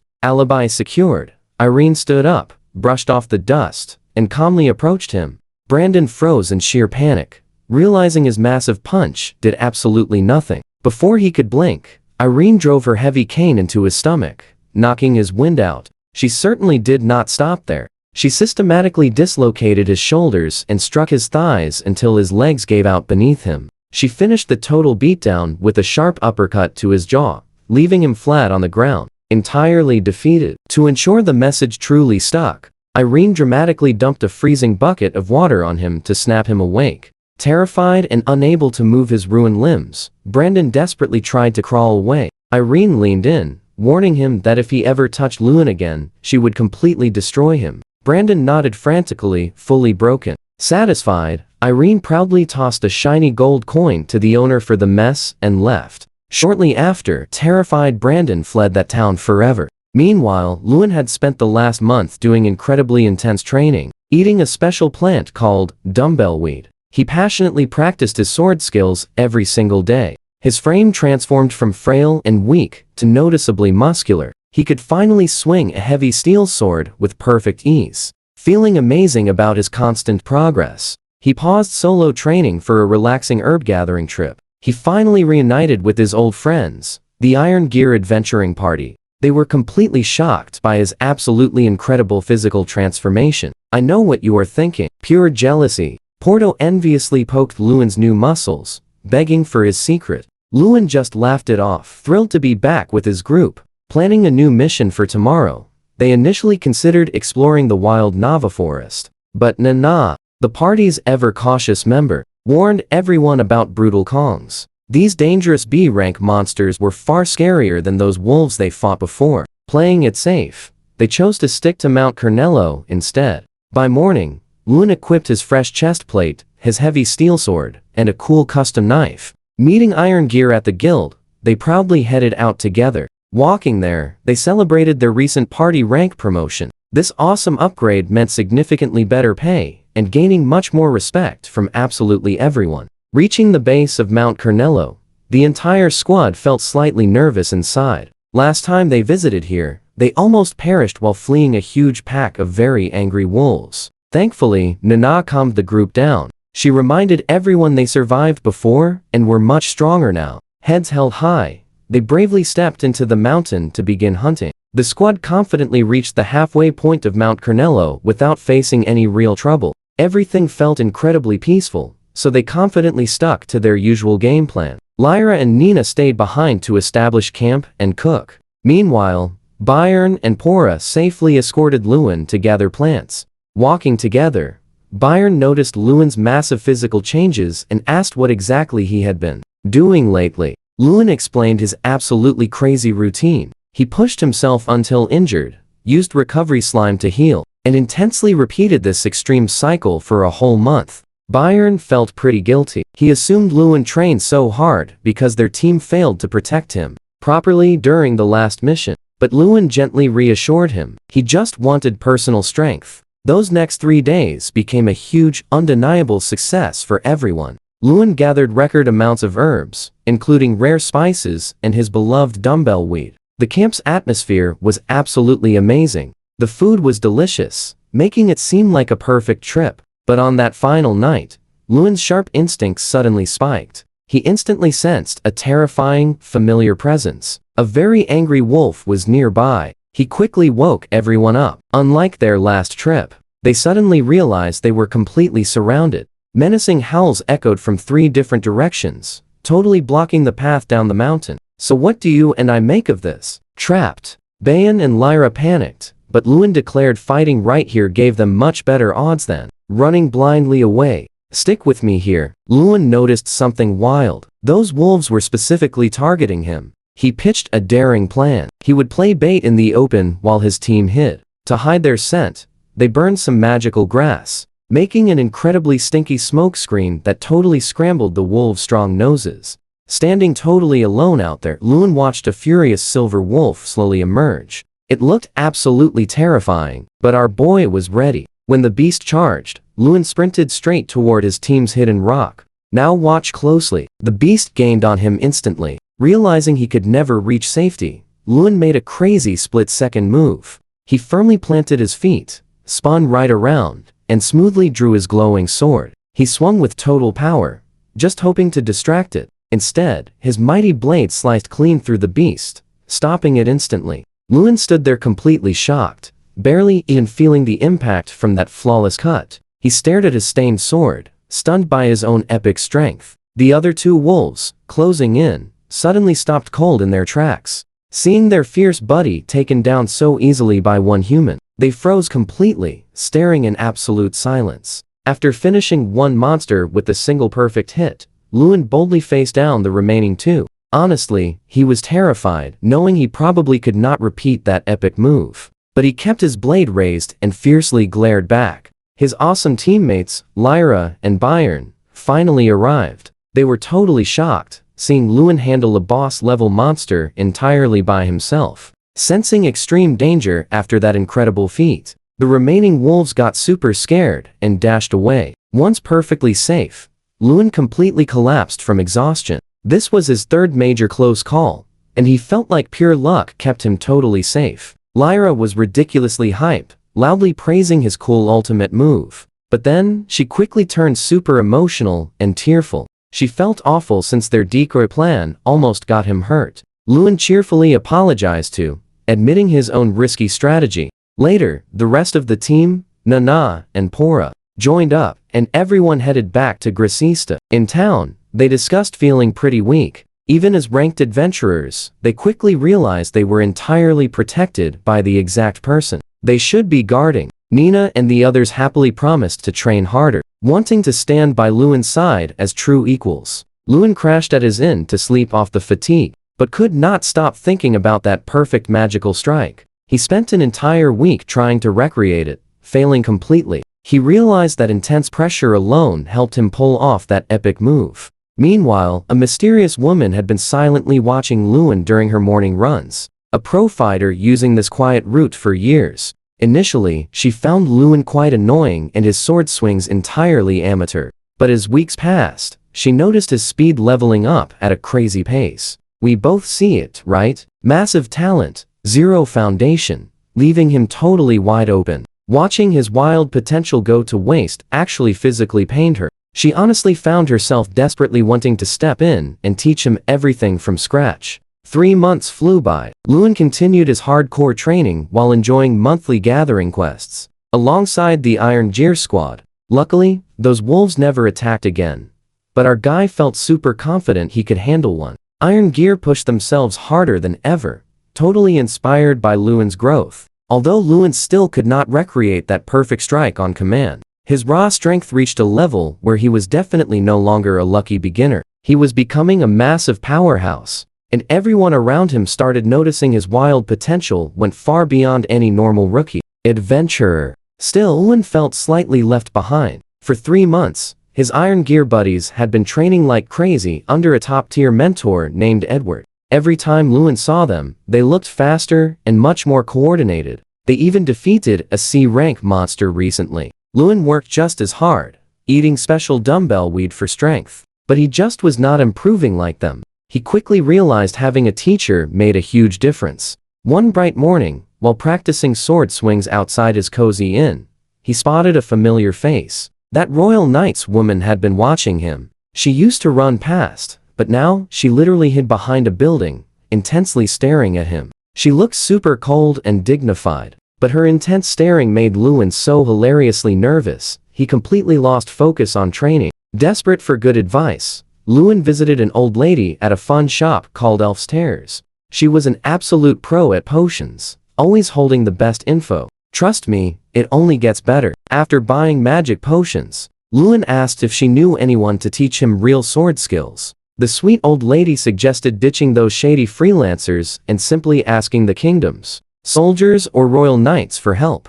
They totally trained outsiders for the right price. Stick with me, because this sparked an epic idea. Maybe that morning stalker wasn't just being weird. Maybe she saw his hidden potential. The very next morning, Lewin caught her staring again. He marched straight up to her, instantly sending her into a total panic. This amazing knight, Captain, famously known as Iris Curdy, started nervously stuttering and awkwardly making up silly excuses about how she was just passing by. She was so incredibly flustered that she accidentally flashed her ID papers while trying to look official. To help her calm down, Lewin invited her back to his inn room for some relaxing tea. Once she finally settled down, her dignified, knightly personality returned. Though she was still a little red in the face, Lewin finally asked why she was constantly stalking his early morning workouts. Iris admitted she was studying his swordsmanship, but she definitely didn't offer him any compliments. She basically called his moves complete child's play, pointing out his terrible habits and wasted energy. But she did confess that he clearly possessed some insane natural talent for fighting. It seriously frustrated her to watch someone with such massive potential throwing it all away. Without a proper, skilled teacher, she told him straight up, with a real mentor, his skills could become absolutely incredible. Lewin had been training completely solo for months, but he already knew his sword skills were totally lacking. After noticing this mysterious woman watching from the shadows every morning, he finally confronted her. Now pay attention here. This woman was actually Iris Curdy, the youngest ever female captain of the prestigious Royal Knights. She was an absolute legend in the kingdom, but face to face, she was incredibly shy and honestly a little awkward. Iris admitted to secretly watching Lewin because his terribly messy technique was seriously bothering her professional knightly pride. Lewin instantly realized she was the absolute perfect teacher and excitedly begged her to become his official mentor. At first, Iris totally tried acting tough and super important, pretending she was way too busy for him. But when Lewin immediately backed off and offered to find someone else, she completely panicked. She secretly, desperately wanted to train him, but was just trying to play hard to get. She rapidly changed her tune and eagerly agreed to help. But on one major condition, Lewin had to swear he'd never reveal her secret stalking. She was absolutely terrified that if word escaped, her fierce reputation as a captain would be totally destroyed. Lewin just laughed it off and happily agreed, assuring her he never considered it stalking. They finally introduced themselves properly and totally clicked. Iris was 27 and super successful, while Lewin explained he simply gathered herbs to survive. They happily agreed to meet every single morning outside his inn for training. Lewin felt insanely lucky securing a top-tier knight as his mentor. And you and I know Iris was secretly hyped to finally get an apprentice. Bright and early the very next morning, Lewin woke up, grabbed some quick food, and rushed out in full armor. He was absolutely fired up and ready for his first real lesson. Iris was already there, watching from her usual sneaky hiding spot before stepping out to kick off their epic new journey together. Iris agreed to train Lewin with one catch. He absolutely had to keep her embarrassing morning stalking a complete secret. Being a genuinely good kid, Lewin promised not to breathe a single word, bringing massive relief to Iris, since she was the esteemed captain of the Royal Knights. With that funny awkwardness fully cleared up, they kicked off their training the very next morning. Even though Lewin arrived super early, Iris was already right there waiting. She was genuinely hyped to teach him. First, she asked Lewin to show his usual sword swings. After watching him for just a bit, she firmly stopped him. She noticed his form was completely messy because he was blindly trying to copy someone else's unique style that absolutely didn't fit his body. She flat out told him to forget everything he knew and restart from zero. Then Iris flawlessly demonstrated a very basic overhead slash. It was a simple move, but she executed it so incredibly perfectly that Lewin was absolutely blown away. When he awkwardly tried copying her, he instantly realized just how terrible his skills were. But Iris warmly reassured him that with solid practice, he'd improve. Over the next few hours, she pushed him insanely hard. She was strict about every single detail, from his basic posture right down to his actual footwork. By the end of that brutal session, Lewin was more exhausted than he had ever been, but he felt absolutely amazing, knowing he was finally learning the real, proper way. For the next 2 solid weeks, they kept at it every single morning. Lewin's swings rapidly became smoother and more natural. He finally realized that Iris wasn't just some morning weirdo. She was a truly incredible warrior and top-tier teacher. Once his basics were completely solid, Iris decided it was time for actual, intense combat training. She explained that practicing basic swings is fine, but real fighting is how you actually get strong. Iris revealed she was a master of multiple weapons, not just swords. She offered to be Lewin's sparring partner, cheerfully promising to go easy on him. Lewin was nervous, but fiercely determined to land one hit. When the spar started, he immediately went all in with a massive, powerful overhead slash. She blocked it effortlessly, like hitting cloth. "Trust me, you're gonna want to see what happens next. Stick with me." All his power just vanished. With a tiny push, she sent him stumbling backward. The massive gap left Lewin shocked, his confidence totally shaking. Surti cheered him on, shouting for him to never quit. Since she held back her attacks, Lewin tried forming a plan. He instantly knew raw power wouldn't be enough to beat her. So, he started brainstorming about his items. He figured magical grass might create a split-second opening to break through her absolutely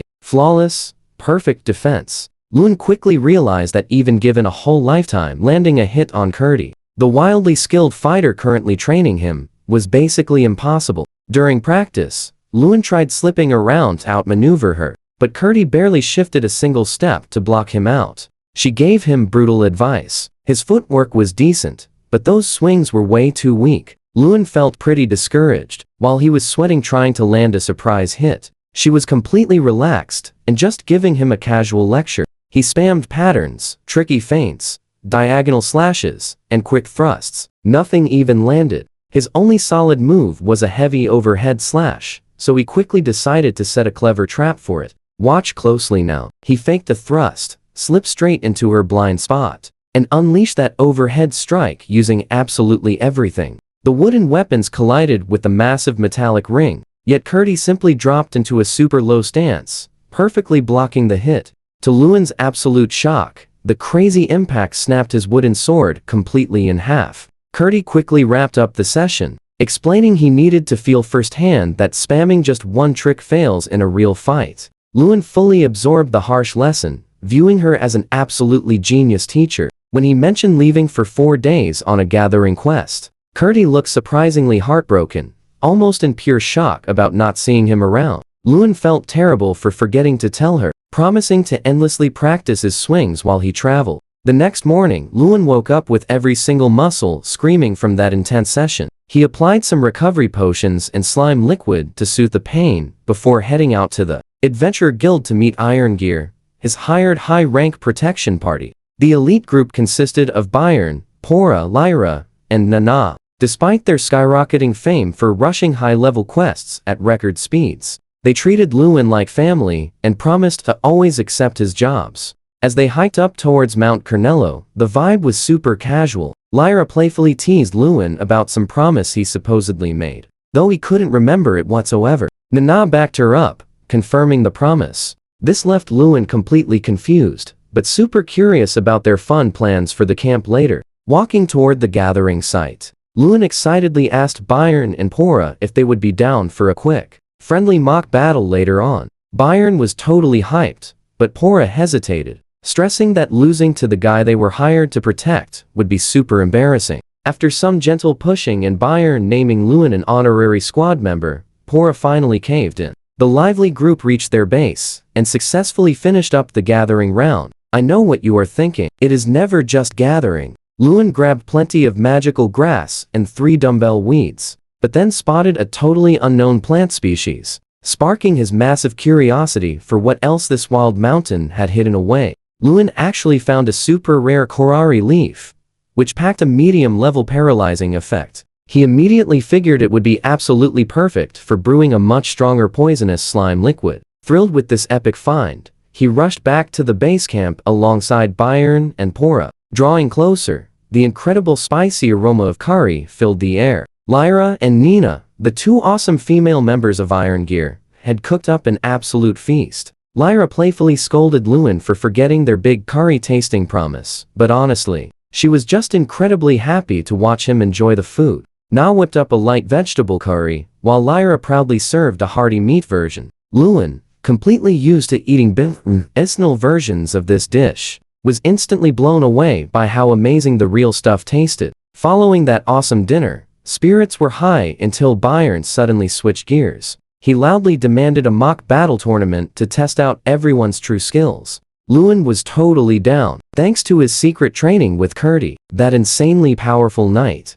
he desperately needed some real combat practice. Lyra was hyped to fight, and even Na, who usually stayed back during real combat, looked totally ready to participate. They decided the epic matchups using rock, paper, scissors. Pora, clearly not a frontline fighter, ended up facing Lewin first, while Byron was matched against Nana. As Lewin and Pora squared off, Pora looked visibly sweating and nervous. He dropped into a defensive stance, but Lewin had been drilling one specific overhead slash all month. Lewin stepped fiercely in, swinging with absolutely everything he had. The strike was so incredibly fast and heavy that Pora simply couldn't block it. The wooden blade smashed into Pora's head with a massive crack, dropping him flat onto his back. Thankfully, Nana fired off a quick healing spell, so Pora was totally fine, though visibly rattled by Lewin's insane speed. Next up was Byron versus Nana. You and I didn't see this coming. Nana was actually their best swordsman. Alright, stick with me, this fight is epic. They trade lightning-fast blows and smart counters. Nana secures the win with 3 solid hits, leaving Byron frustrated but totally amazed. With Lewin and Nana winning their first matches, it was time for a classic rock-paper-scissors showdown to decide who gets to challenge Lyra next. Lewin took the loss, meaning he was up against Lyra. Lyra warned him straight up, no holding back. Facing off, she stood perfectly still, just waiting for him to make the first move. Lewin stuck with his signature overhead slash. Closing the gap, he waited for that perfect opening, and let his strike fly with absolute max power. Lyra reacted in a flash, throwing her sword up to block. Boom! The impact was so heavy that wooden swords crashing together echoed across the mountains like a loud metal smash. Lewin blocked her massive strike, but the raw power shoved him back. Lyra and her teammate Pora were both absolutely stunned by Lewin's massive jump in strength. Lewin tried staying sharp, but that quick chat totally broke his rhythm. Once they restarted, Lyra proved exactly why she was the pro. She unleashed clever feints that left Lewin totally confused, finally landing a clean, solid hit right on his arm. From there, Lyra gave him zero breathing room. Her pure experience was simply too overwhelming, and she rapidly scored 3 more hits. Lewin felt super frustrated. He started strong with that flawless overhead swing, but just could not keep up with her insane pace and tricky techniques. Even so, Lyra praised his effort. She happily offered to keep doing these awesome mock battles whenever they went on gathering quests. Lewin happily agreed, knowing this was the ultimate way to track his progress. Over the next few days of their trip, the squad hosted a mini-tournament. Lyra easily won it all. Her unpredictable, wild fighting style was an absolute nightmare for everyone else to even try and handle. Although Lewin and Pora were stuck at the bottom of the rankings, this experience totally fired them both up. Lewin realized something huge. He needed more than just a basic overhead swing for a real fighting chance next time. Arriving back in Gresista City, Lewin was instantly greeted by Kurti, his awesome mentor from the elite Royal Knights. She waited near his inn, super worried about him, but trying to play it cool. They agreed to kick off his intense training bright and early the very next morning. For the next 3 months, Lewin's life turned into a non-stop grind. Morning and night, Kurti pushed him hard to master new sword techniques, diagonal slashes, quick thrusts, and powerful uppercuts. Afternoons were for the elf's tear shop. He learned cool potion-making skills from the owner, a sweet but incredibly sharp old lady. She shared secret methods for brewing non-bitter potions. For Lewin, this quiet process was super relaxing compared to his absolute nightmare physical workouts. Kurti's dedication was incredible. Working her day job, she still spent mornings and nights training him.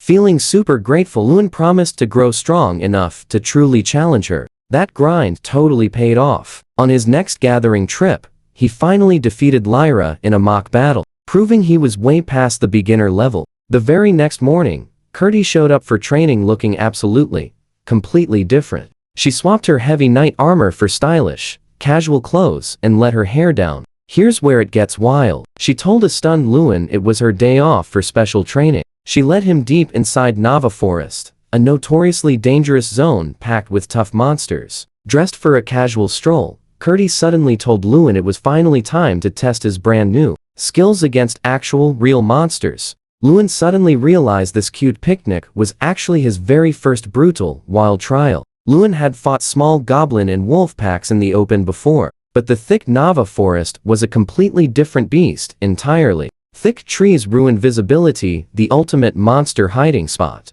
He was definitely nervous. But hey, he was rolling with Kurti, his elite mentor and an amazing fighter. Kurti explained clearly since Lewin had fully mastered basic swordsmanship, it was finally time to jump up to the next big level. Real combat time. One single mistake could easily ruin everything. She wanted him hunting monsters in their own territory. Walking deeper into that dark, howling forest, Lewin stayed on crazy high alert, sword totally ready. You seeing this? Kurti was completely chill, just casually strolling like a park walk. Suddenly, she warned him. Monsters were incredibly close. Lewin heard nothing initially, but seconds later, 4 dog-like kobolds lunged straight from the shadows. Amazingly, Lewin didn't panic at all. Moving smoothly, he dropped the first 3 with blazing, precise slashes. When the final one tried running, he chased it down and handled it instantly. He realized his insane training was totally paying off. What used to be a brutal struggle was now something he handled with absolute ease. Kurti was impressed, but said they weren't done yet. They reached a mysterious cave she called an abandoned dungeon. Dungeons spawn monsters and treasure. Trust me, you'll want to see what happens next. Without the core or treasure, monsters still claim these dark, empty caves as their personal nests. Stick with me here. If left unchecked, they multiply and ambush travelers. So, our duo steps into the pitch-black cave. Kurti casts a light spell, warning Lewin that the bright glow attracts absolutely everything lurking inside. Instantly, hundreds of chaotic footsteps echo from the deep. A massive wave of goblins, kobolds, and horned rabbits rushes straight at them. Making things worse, Kurti casually tells Lewin she is not going to help him. She wants him handling the entire horde alone. Lewin feels pure terror, but focuses. These monsters lack brains. They just charge blindly. He targets the speedy kobolds first with efficient swings,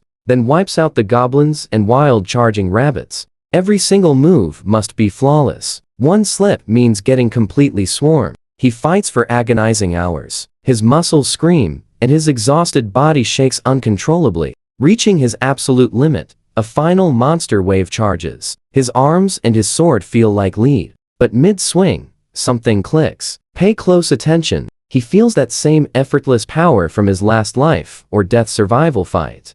By relaxing his tense muscles and exploding with raw strength upon impact, his heavy sword moves with totally incredible speed and force. He drops the remaining targets in mere seconds. Their defense means absolutely nothing against his epic new technique. Standing among fallen enemies, Lewin realizes he finally broke through to a whole new tier of strength. Finishing off the last stragglers, Lewin completely slumps down, feeling absolutely and totally wiped out. The non-stop action completely drained him. Mentor Curdy walks right over, offering him some genuinely helpful combat feedback. She points out his sloppy mistakes when exhausted, but honestly, she is thrilled seeing him finally find his true sword rhythm. Heading back to the city, Lewin tries standing, but his wobbly legs totally give out. Curdy quickly offers a fun piggyback ride. Super embarrassed, Lewin has literally no choice but to accept since he simply cannot walk. Carried through the woods, Lewin is way too flustered by her warmth to actually focus on their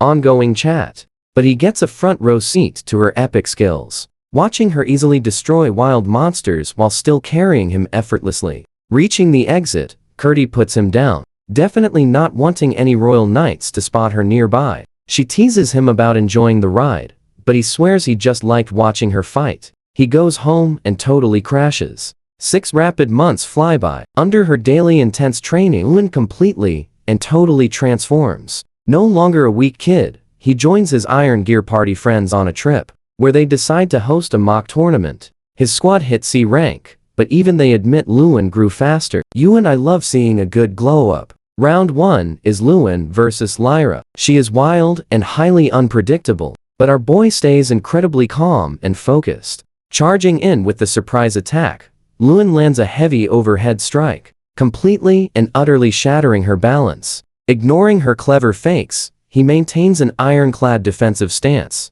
completely forcing her to waste precious energy. Getting desperate and reckless, she leaves a huge opening. Lewin lands a sharp thrust and slash, winning perfectly. Meanwhile, a major shocker happens. Pora, usually the weakest link, actually defeats Bayern using a brilliantly smart defensive game. Bayern is totally stunned, but Lewin feels incredibly proud of Pora and his crazy hard work. Bumping fists, the bros promise a final showdown. But first, Lewin desperately needs to get past Nana. She is a brutal counterattacker, famously impossible to hit because she leaves absolutely zero openings.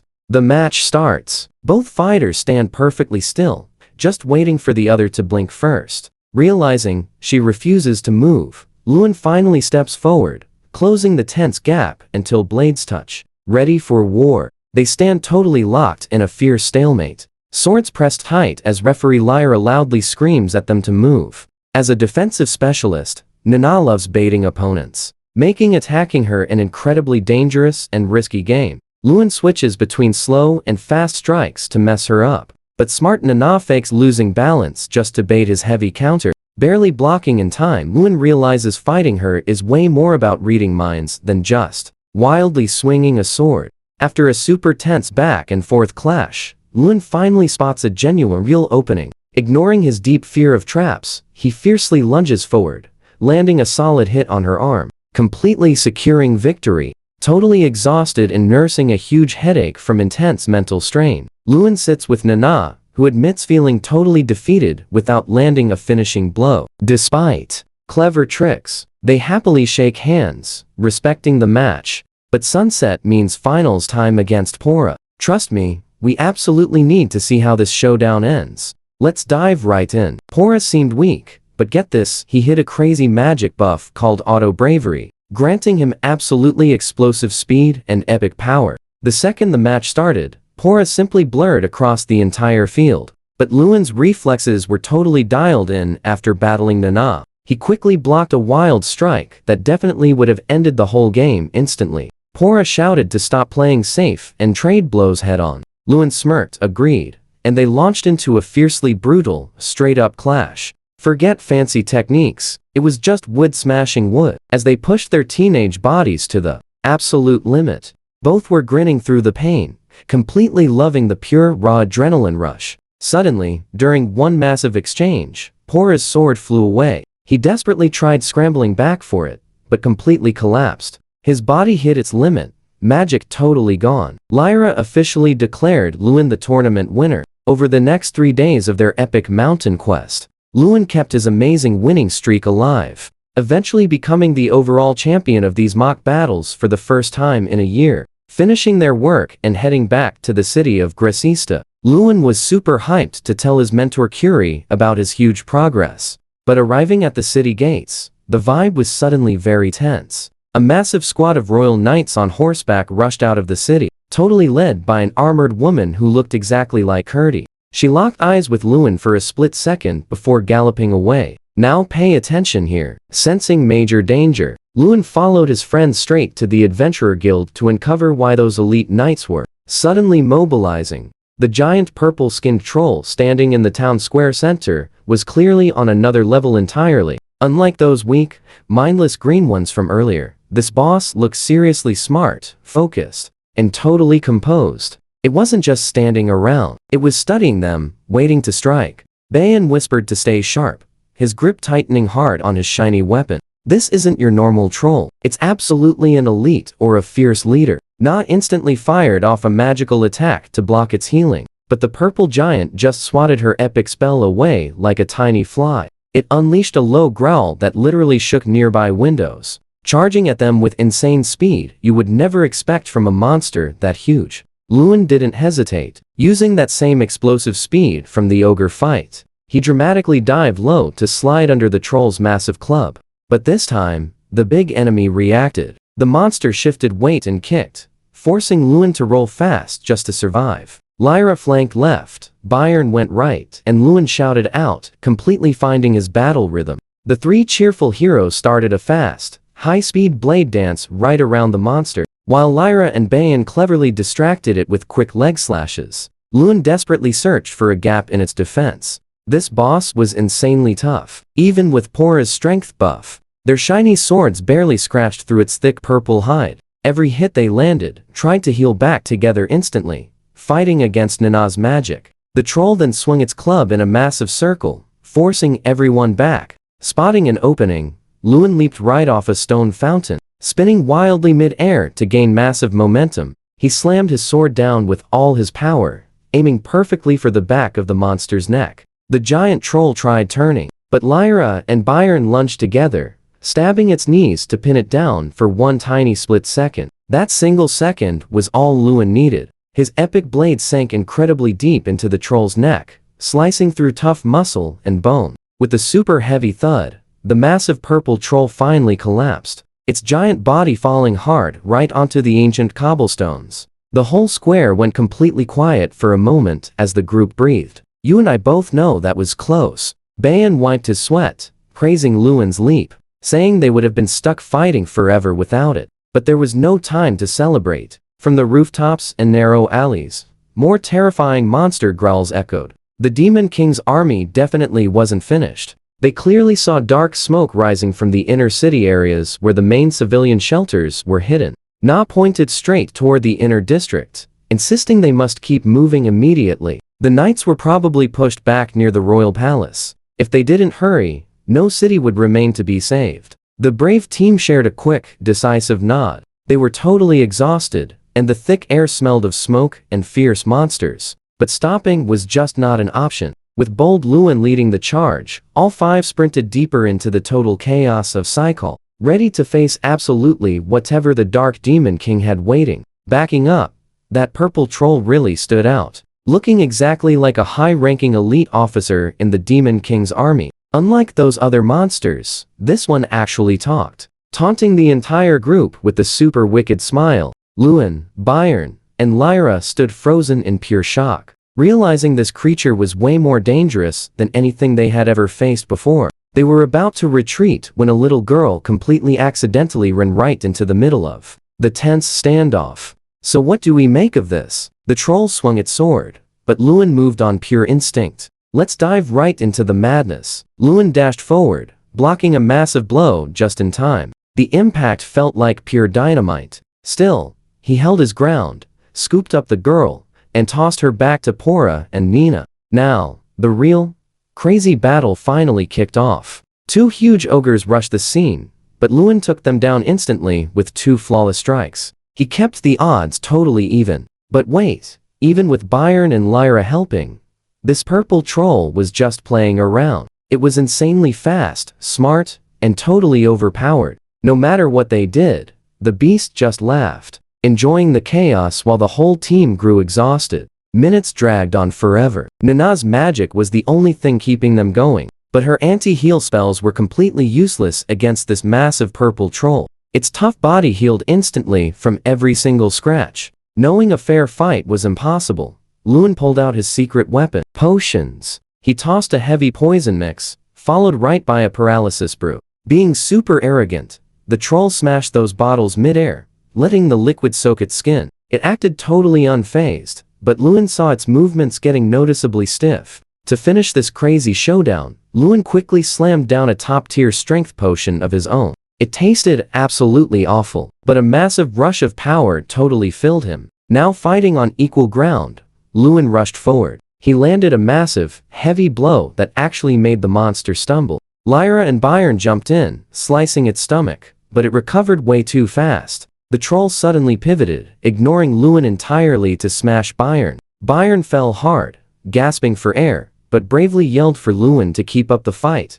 Pay close attention here. Seeing his friend fall, Lewin pushed past the fear and traded wild blows. That strength potion was making Lewin faster and stronger by the second. Even though the troll was a massive threat, it looked like it was actually enjoying the clash. The battle became a chaotic blur of clashing steel. Despite the monster's insane recovery, the poison and paralysis effects were finally taking a heavy toll. Lewin's blade started hitting the mark, carving deep wounds into the giant as its sluggish movements finally gave him an opening. The grand finale of this crazy fight was inches away. Lewin's sword skills literally leveled up with every single clash against this purple giant. Finally, the beast slowed down enough for Lewin to disarm it, sending its heavy weapon flying. Lewin didn't waste a single second, finishing the massive beast off with one strike. Even as it faded away, the giant laughed, claiming it had genuine fun before Lewin took it down. But Lewin had absolutely zero time to celebrate. He spun around, totally worried for Byron.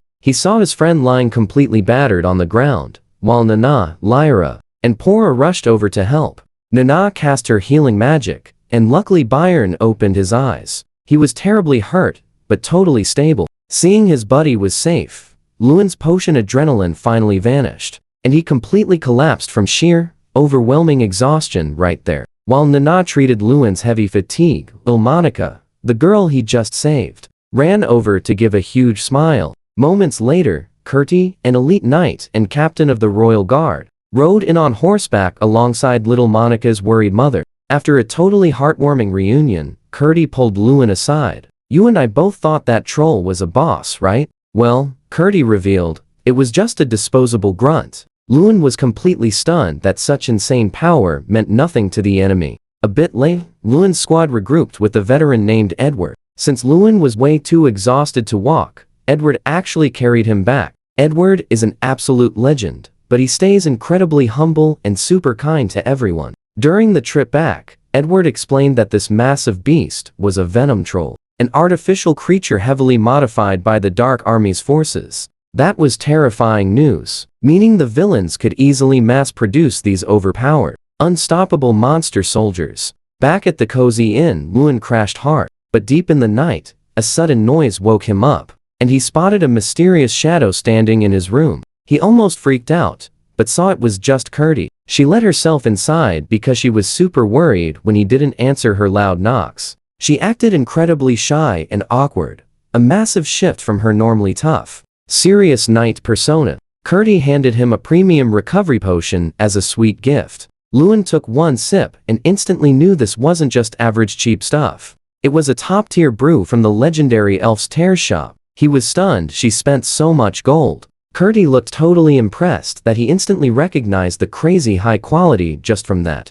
single small taste. After that wild battle at Saikal, Lewin finally woke up beside Kurti, the master swordswoman who had been mentoring him all this time. She hands him this amazing, high-grade recovery potion, which is super rare and ridiculously expensive. Kurti shares that the city is safe and monsters are gone, but Lewin still feels a heavy guilt inside. Seeing the ruins firsthand proved he just wasn't strong enough to save everybody. He absolutely needed a brand new goal now. So what do we take from this? He doesn't just want to keep up anymore. He wants power to protect. Over the next 3 quiet days, Lewin rested and totally rethought his Gresesta journey. Let's jump in. He trained a whole year with Kurti, picking up potion tricks at Elf's Tears. But you and I both know the feeling. He hit a massive wall. Progress completely stalled. That Venom troll fight, a huge reality check. He only survived thanks to his epic squad and his plant master skills. His own raw strength, not enough.